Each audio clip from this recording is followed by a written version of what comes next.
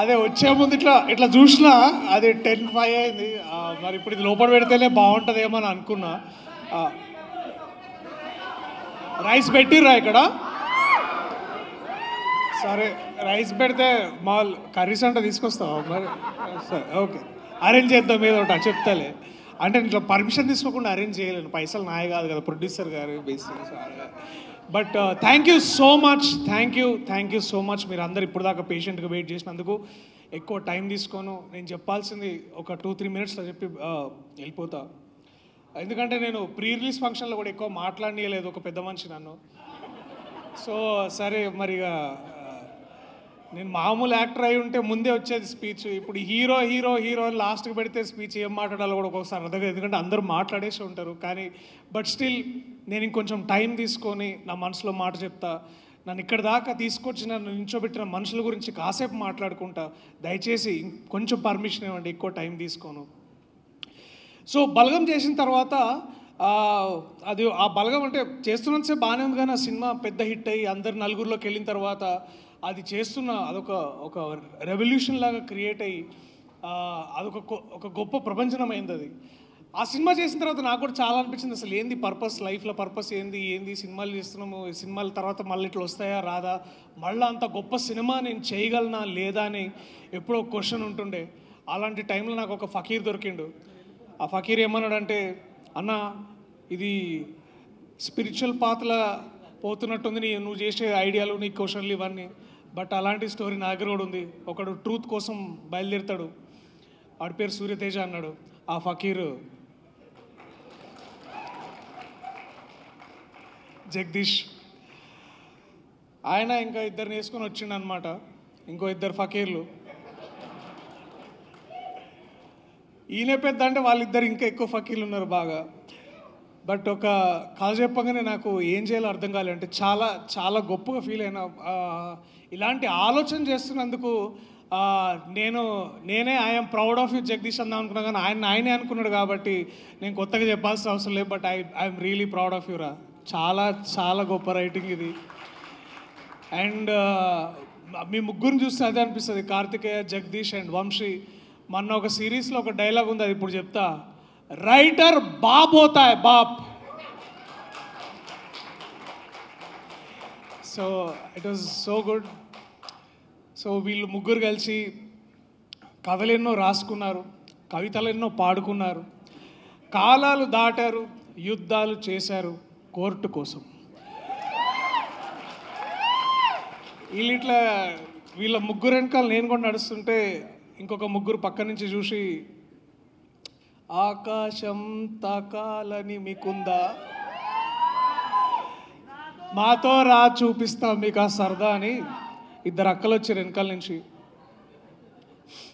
దీప్తి అక్క అండ్ మా ప్రొడ్యూసర్ ప్రశాంతి గారు వచ్చి, సరే దాబేట మీరేంది ఇప్పుడు ఆకాశం దాకా వెళ్దాం అనుకుంటున్నారా, సరే మనం ట్రై చేద్దామంటే సరే దాదా అని ఒక రాకెట్లో కూర్చోబెట్టారు అనమాట.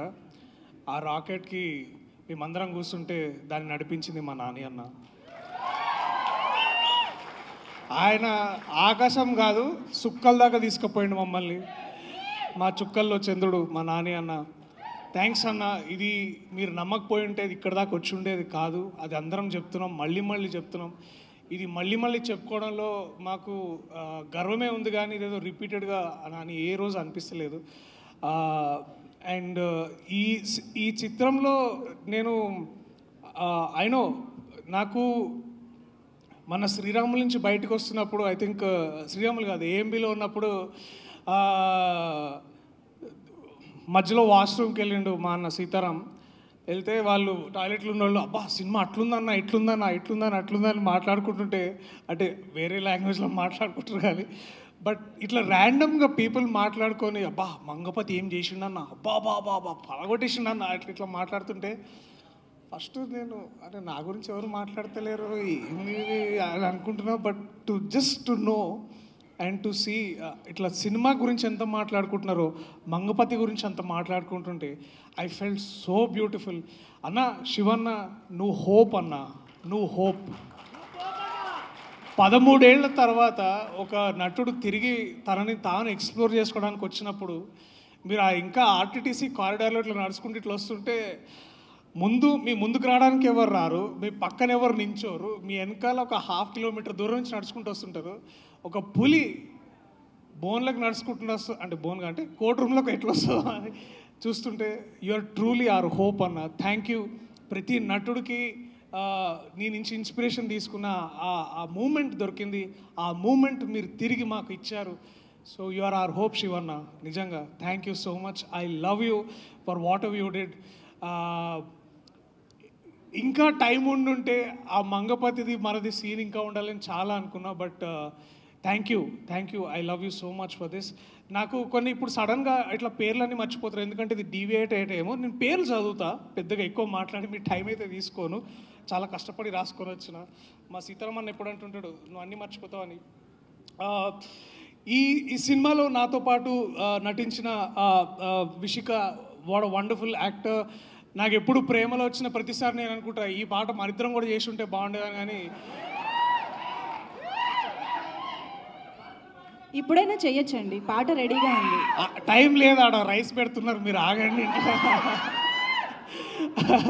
అది అనిపిస్తుండే విషిక. బట్ ఒక ఫకీర్ గాడు వచ్చి అన్న అట్లా తప్పన్న, అట్లా చేయొద్దు అన్న, మన కథ కాదు ఇది, అంతా వాళ్ళ పిల్లల కథ అని అంటుండే. So but your humanity, what ever you done, ఆ ఒక్క చిన్న సీన్లో చెప్పొచ్చు నువ్వు ఎంత గొప్ప నటివో. అండ్ ఐఎమ్ హోపింగ్ నిన్ను ఒక రాధికా ఆప్టేలాగా చూడాలనుకుంటున్నా. నీలో ఆ పవర్ ఉంది Vishika, I can see that. And all the very best. I'm only hoping the best things for you man. All the very best. అట్లాగే ఈ సినిమాలో అంటే ఒక లెజెండ్తో పనిచేసే అవకాశం దొరికింది, అదే రోహిణి గారు.